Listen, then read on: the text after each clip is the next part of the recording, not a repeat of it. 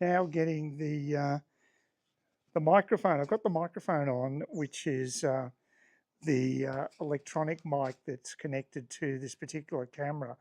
I wanted to see how it would handle walking down near the on the bridge, the bike bridge, because it's quite windy there. And I'll put the actual fuzzy bit on the top to prevent the wind sock. So we'll see if that actually works okay. Well, I was hoping to show you what the microphone looked like on my pocket, but I can't get the damn thing to turn around. Hopefully got it in field now. Although I can see that the gimbal's moving all over the place. So, but that's what it looks like. I'm hoping you got that on screen. So now, yeah, it had some message about the gimbal too. Didn't like that. It was gimbal abuse. Yeah, I just had my Coles delivery done. It's another picture perfect day. It's unbelievable, this weather. And I'm just going to walk down the beach and I'll road test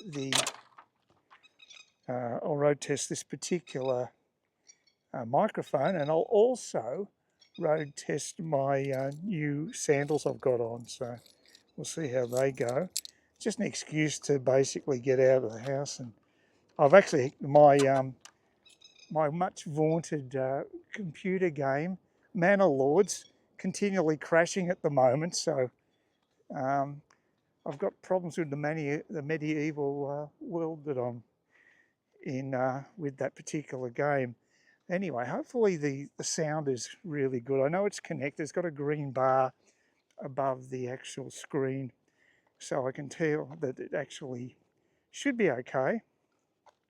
And we'll just go down for a short walk to the beach. I haven't done it for over a month, maybe 6 weeks or so. It's just ridiculous. The whole point of me buying this place was to be near the beach. And do you think I go down there regularly? No. If I had a dog, I probably would. I'd be taking them for walks down there. But because I'm dogless, I don't have that motivation. One of the visitors to my channel did say, look, I'm overdue to basically do a beach walk, and they're right. I might even get super ambitious and take the e-beast out again and maybe head right up to Palm Cove, because what I haven't done is ridden the whole length of the road going up there. I'm not even sure how it finishes, because in the past I've diverted to the left once I got up to Endeavour Street. But if I should be able to go straight ahead and go right up to Palm Cove and maybe go right up to where the pier is. So that's a possibility. We'll see how it goes. I hope you're getting that buzzsaw sound clear. and the barking dogs, the usual chorus of sounds in beach suburbia. Anyway, it's good to get out. I haven't done the exercise since Saturday when I did take the e-beast for a ride to get some medication and cheap red wine.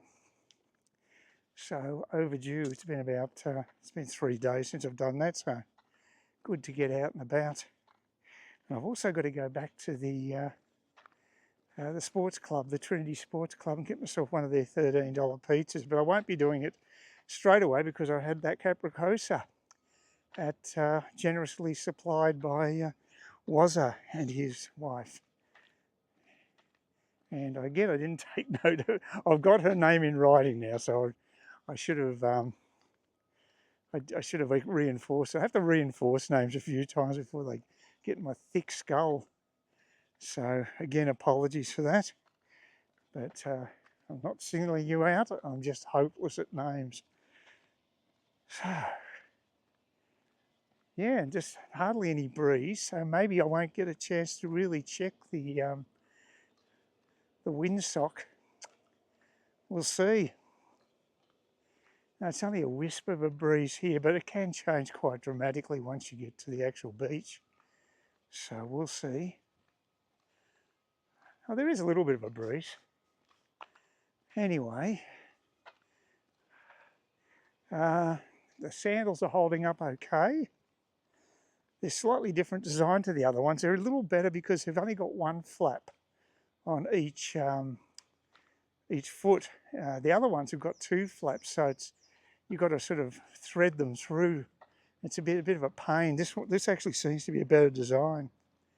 So I bought these ones on eBay as well. I don't really buy shoes on at shoe shops anymore. I just get them online. I find it easy to do a lot of things online rather than you go to a retail outlet. I don't think I'm an island there either.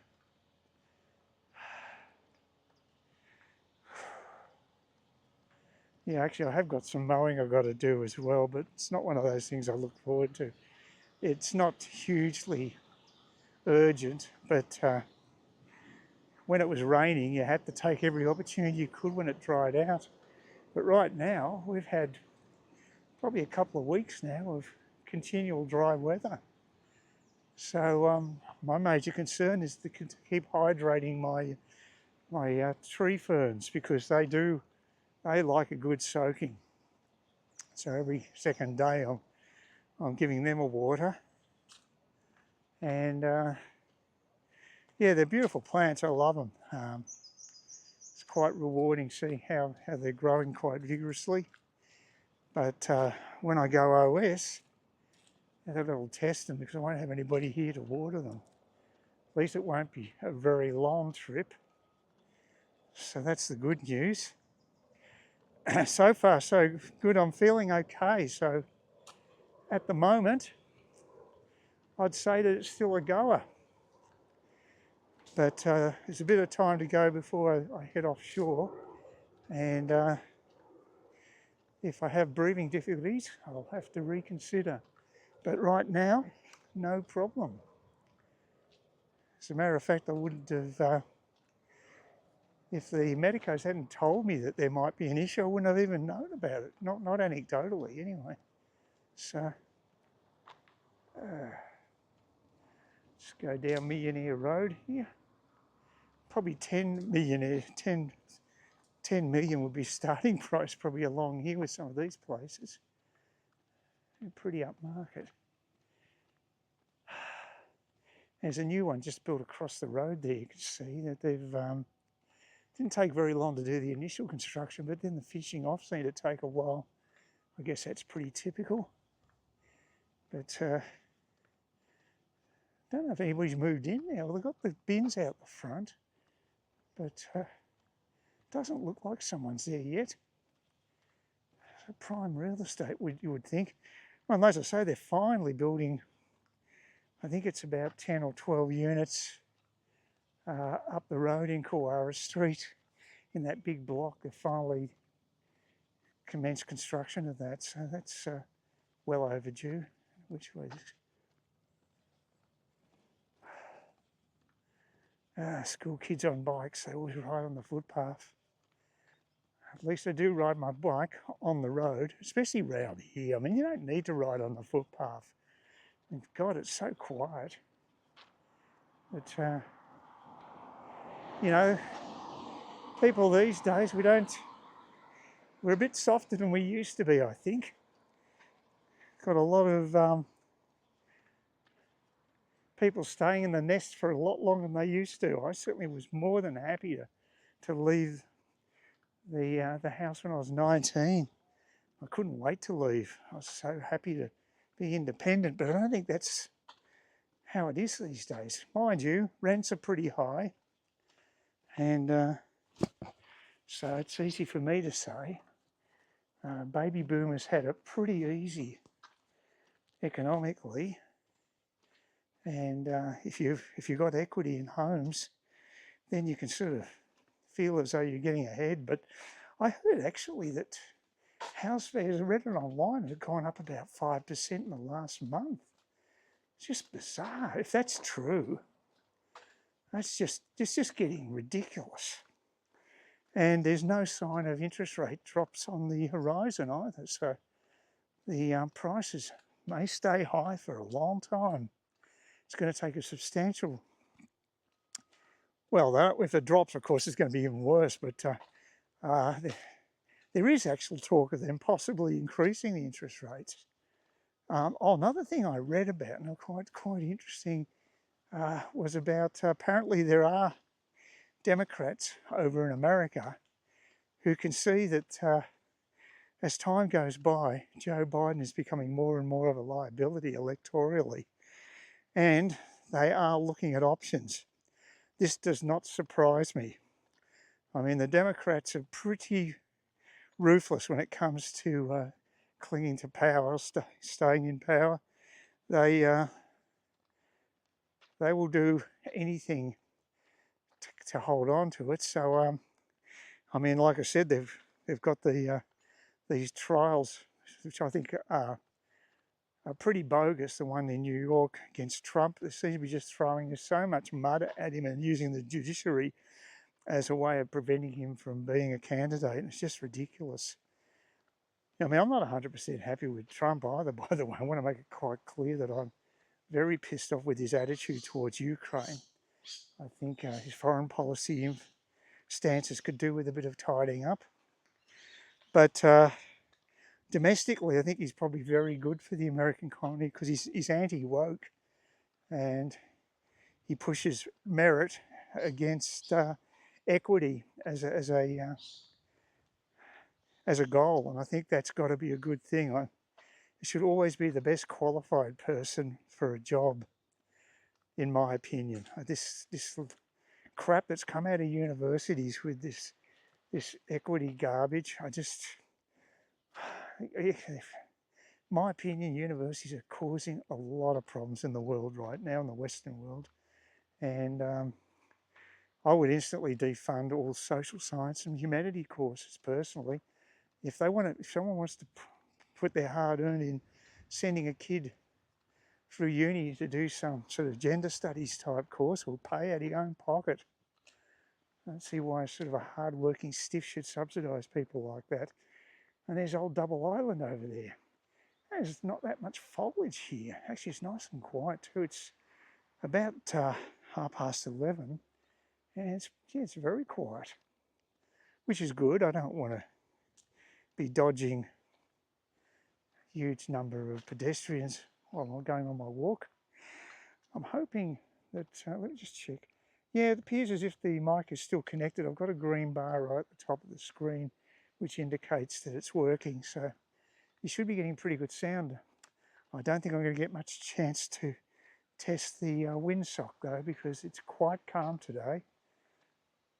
Let's just see if you can actually swim at the moment. I don't think there should be any restrictions because the irukani, I think that's how you pronounce them, those small stingers that actually breed in Double Island over there,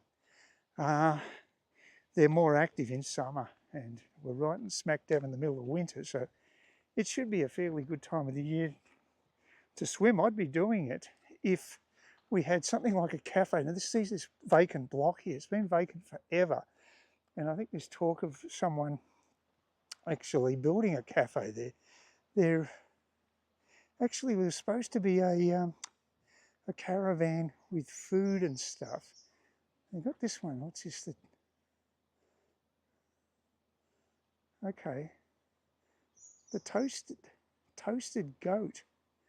Well, that could be a food truck, I guess. It looks like it, doesn't it? It's only small, but apparently they had food trucks here and they were doing a decent trade, but apparently someone complained. And we desperately need something like a low-key cafe or something here. And if we had that, then I could actually go down, have a swim and leave my my sandals and towel and what have you at the actual cafe. They could look after it. So I think it'd be a great idea. We already got the toilets right nearby, so everything's set up for having a business like that nearby. Let's have a look and see what the situation is with swimming. We've got a little bit of a breeze there, but not enough to really cause that much distortion. You don't see that often with a dog with a green symbol around it, so dog-friendly beach. No, it doesn't say, there's nothing about conditions. I'd say that there's no restrictions whatsoever at the moment. And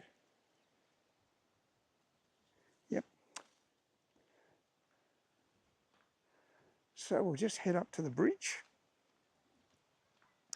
But yeah, getting back to the Democrats, so I mean, I think they're right. They need to get rid of Biden. If you're a Democrat supporter, that guy is going to almost ensure your defeat at the presidential election. All the polls are pointing to that. There was a guy, an academic, who has a special system that determines who's going to win the election, and he claims that Biden is still the favourite. But I would actually dispute some of his conclusions. He actually says true or false about certain statements. And he actually said there was no foreign stuff-ups that could impede the popularity of the president. Well, I would have to remind this guy what happened in Afghanistan. That was a total embarrassment. I would actually equate that with what happened to Jimmy Carter with the Iran fiasco many, many decades ago. So I think this guy has defined that as a positive for Biden, saying there's been no hiccups with foreign policy. Well, I'd say that's not true. So straight away, I disagree with him, the way he's actually defining some of these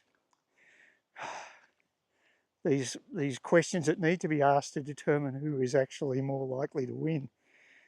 Certainly not a shoo-in for Trump, that's for sure. But there's plenty of dirty tricks apart from anything else can be played by the opposition. And of course, they're trying to put him behind bars. Even if they do, apparently, can still run for president. And his popularity hasn't been dropping off after he was convicted by the court in New York, because it was a fiasco. It was a kangaroo court from what I can see. New York is so liberal, it's not funny. That's small L liberal, not L liberal as in Liberal Party. So yeah, I don't see it. I think that the public are on to that, and it's not working. They're aware that the likes of Pelosi, a woman like that, will do anything to stay in power. You know, principles come a poor second compared to that pragmatism to basically win. So yeah, I think the only thing that's become apparent is that Biden is not up to it, and I think I've been thinking that for 6 months or more. So, however, I do support his stance on Ukraine. You need to support countries that are fighting for their independence and have been invaded. I think it's a no-brainer, but that's like I say, very disappointing that the old Don doesn't agree with that, or doesn't appear to anyway.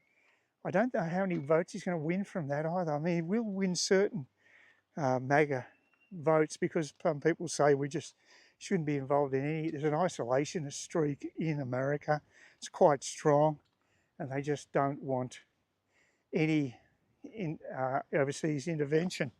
The same occurred prior to the Second World War.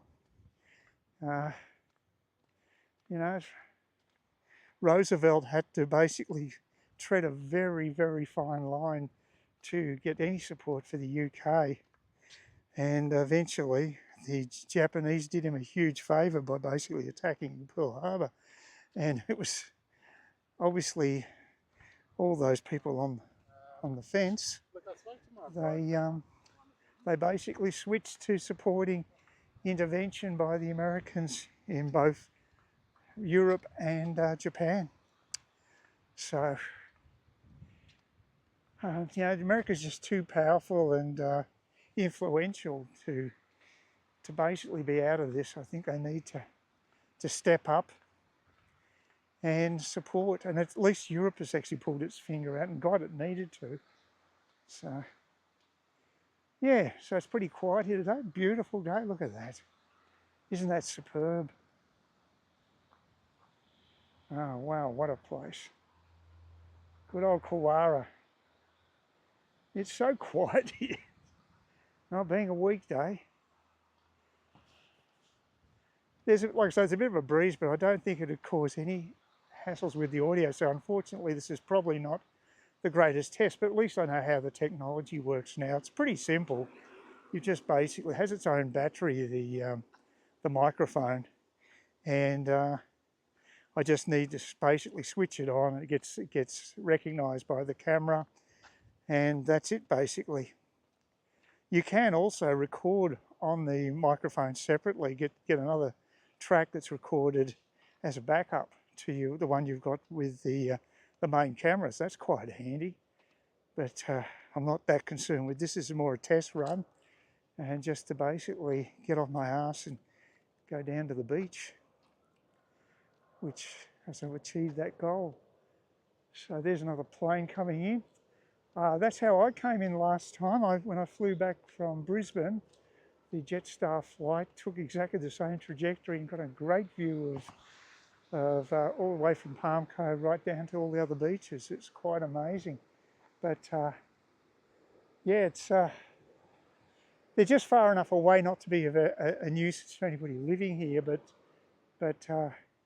it does provide a spectacular view when you're actually coming into Kewarra from another destination. All right, look, I might just turn around and leave it at that, I think. Well, it's blowing a bit more now. So, yes, it's getting a bit blowier. Let's see if there's any distortion.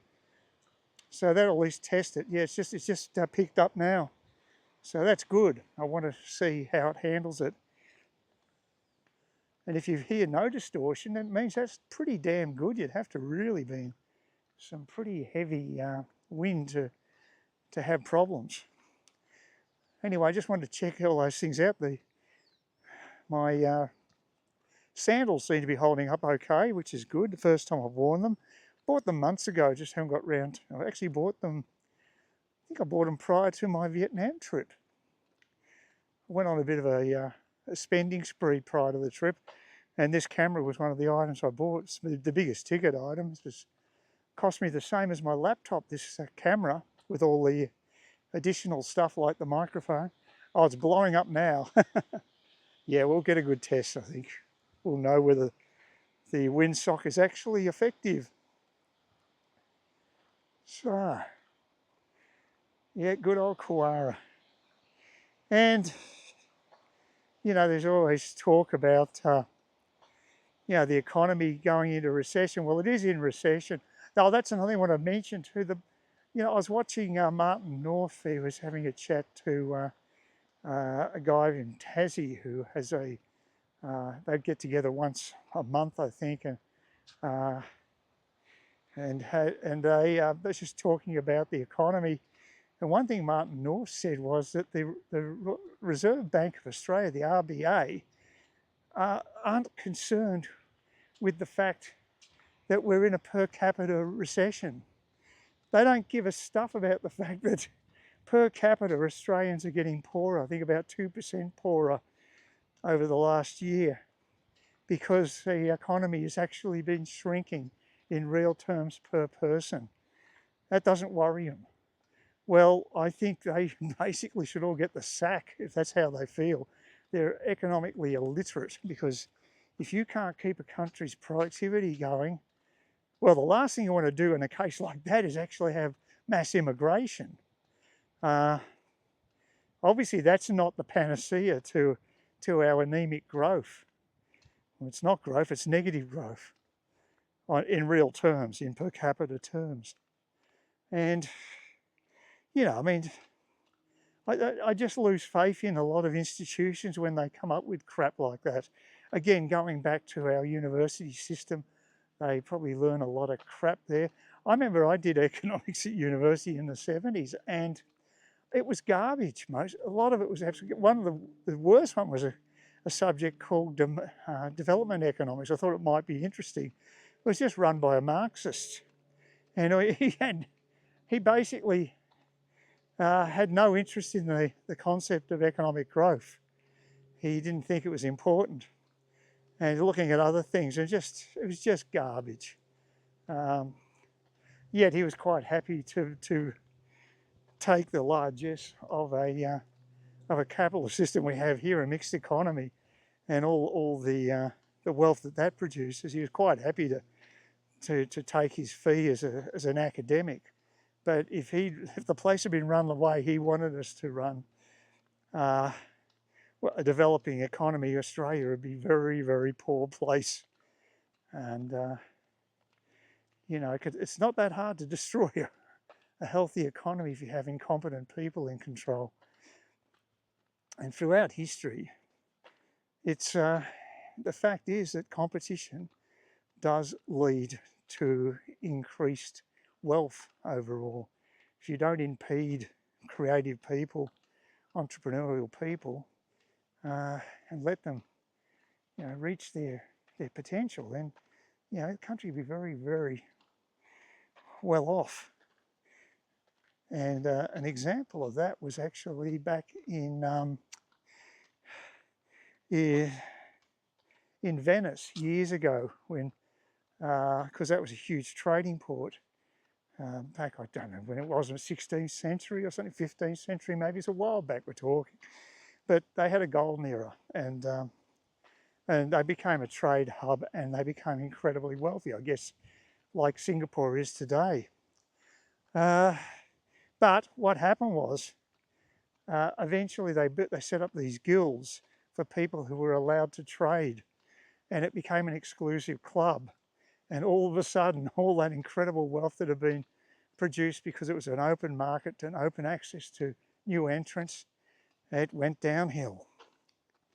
And this type of thing has happened time and time again over the centuries, over the millennia. You have certain leaders who just won't even embrace new technology, and if it actually does improve productivity, they'll have other reasons, religious or social, to not embrace them. There was actually a king, I think, was showed glass, unbreakable glass, and basically killed off the person who invented it because they thought it had caused too much industrial disruption with this new technology. I guess it's just this sort of stuff has been happening throughout history. And if you, one of the most influential books I ever read was by two economists about what basically creates wealth in countries. And I'll put the title up on the screen. But it was really interesting because it's talking about institutions and how they affect the economy. A lot of economists just look at the economy in isolation, look at these stupid graphs and what have you, but they don't take account of the social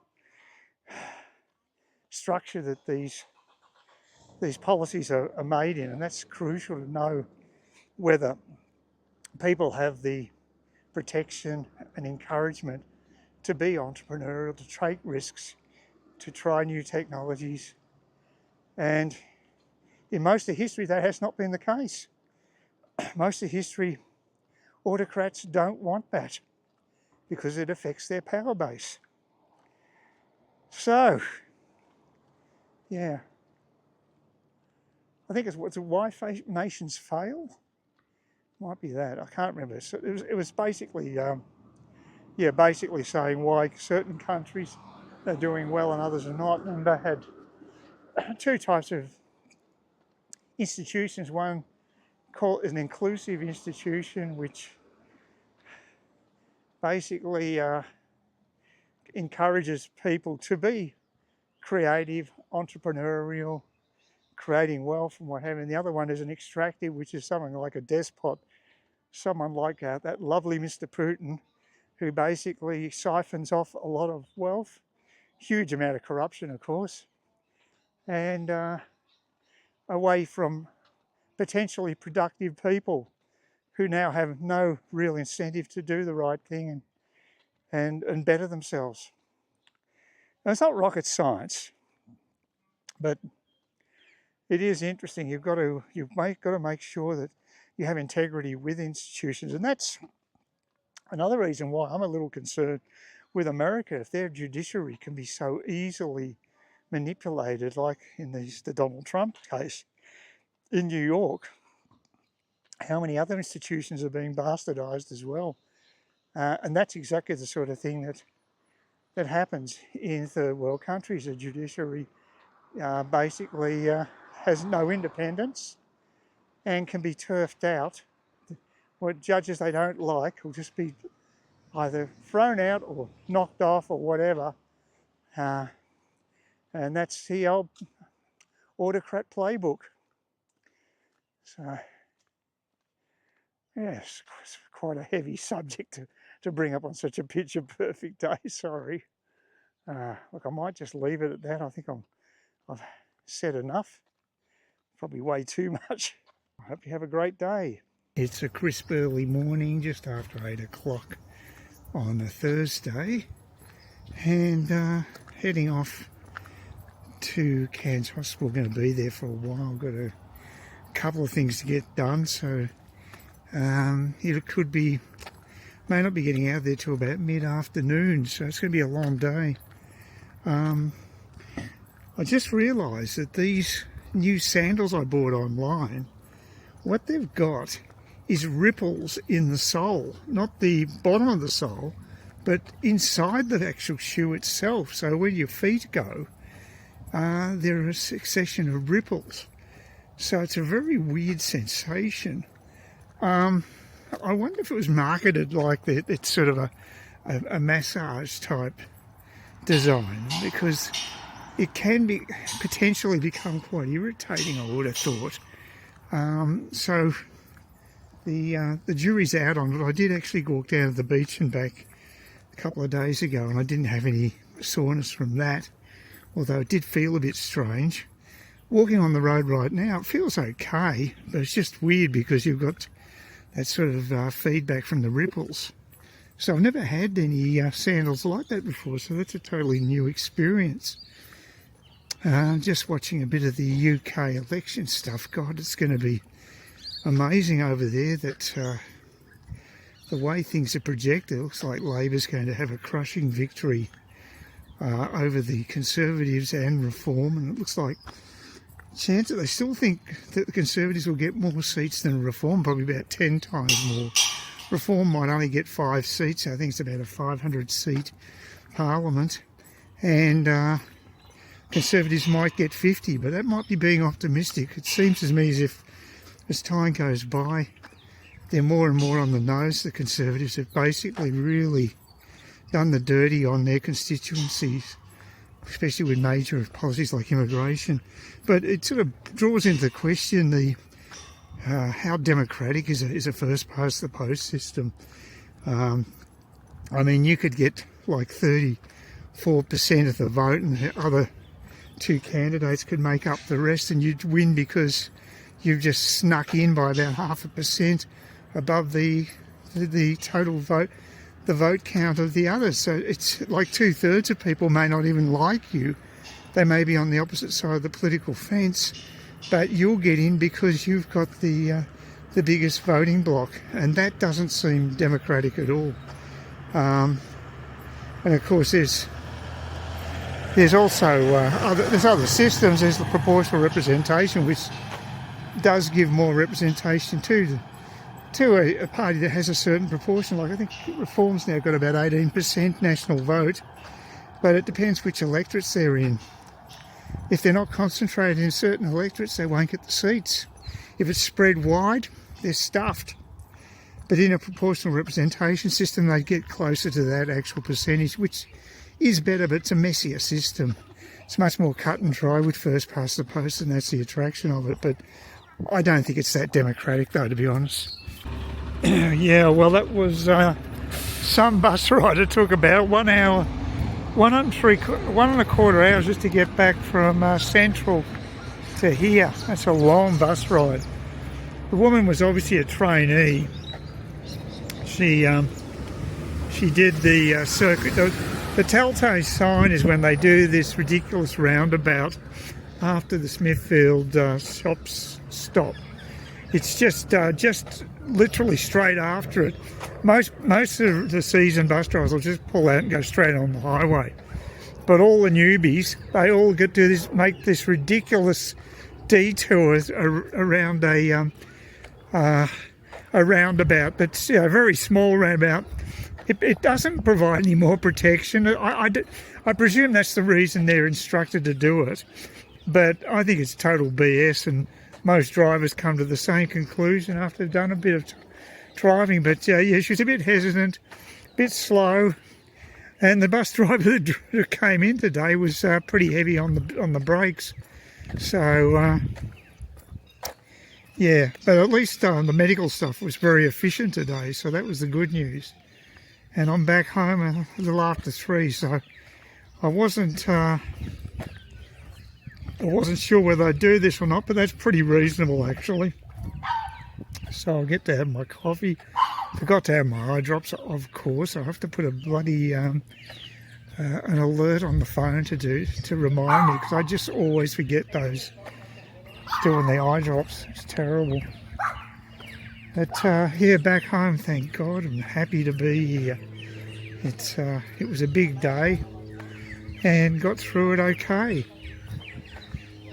Oh, I didn't get the ginger beer which I wanted from Woolworths. They're still out of stock, and I'll have to go and buy the Kirk's. It's the only one that comes close, but they're charging $1.80, I think, for the Kirk's, whereas Coles is charging $1.60. So I'll see if I can get some more from Coles locally. I might even take the e-bike down and grab a couple of bottles. But yeah, a bit frustrating. I can't get hold of the ginger beer, because it definitely makes a better drink. Mixing the rum with ginger beer is a much nicer drink than just having rum on the rocks, in my opinion, anyway. Geez, you've got to just love our politicians, don't you? Did you just see the latest regarding the Governor General?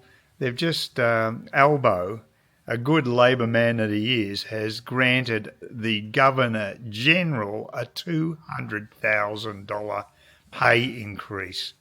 I mean, what sort of a world are we living in? People in Canberra, they just seem to lose touch with reality, and that's outrageous. And apparently Dutton didn't object to it either, which is also very disappointing. However, I will say one thing for Peter Dutton. At least he had the gumption to actually stick a policy out there regarding building of nuclear power plants throughout Australia, which is risky, a very risky sort of policy to take, but at least he's prepared to be a leader and actually make tough decisions like that. And I don't know if they'll get built because the economics has got to be done for it. And at the moment, it doesn't look great because there's so much green tape around nuclear power plants that they're making them pretty well unaffordable in the current state. Now, if you can clean that green tape away and make it a little more friendly for development and financing of these plants, then maybe it is a goer. But of course, the other fly in the ointment is that fusion power could well be economically viable in about 10 years. So you've got to keep your options open, because fusion will be much better technically than fission reactors, which have the waste issue. Although modern fission reactors are a lot safer than the ones like Fukushima and the ones in Chernobyl, much safer designs. So that's not such an issue, but we still have the waste issue, and that is an issue, obviously. So not an ideal source of power, but we do need base load electricity. Otherwise, this country is not going to be as wealthy as it has been. And I don't care how much renewable stuff you put in there. The only solution there would be if they have a major breakthrough with battery technology. So we've got fusion on one hand, we've got batteries on the other. Hopefully something will come through that will make it possible for us to have a fairly clean energy future. I'm all for that, but I'm not against nuclear, and there's a fairly divided opinion amongst Australians these days on nuclear. So it may work to Peter Dutton's benefit. It may be a negative. Time will tell. He'll have to sell it. But I do agree with him. We need reliable baseload electricity. That is for sure. So kudos to him for at least having the balls to actually say something specific about about that issue and to differentiate the Liberals from Labor. Please consider subscribing to my channel if you think there's anything there of use to you or entertainment or whatever. And either do that or give me a thumbs up, or if you're feeling really energetic, do both. That'd be great. But please don't ignore me. That's the worst thing you can do on YouTube, is be ignored.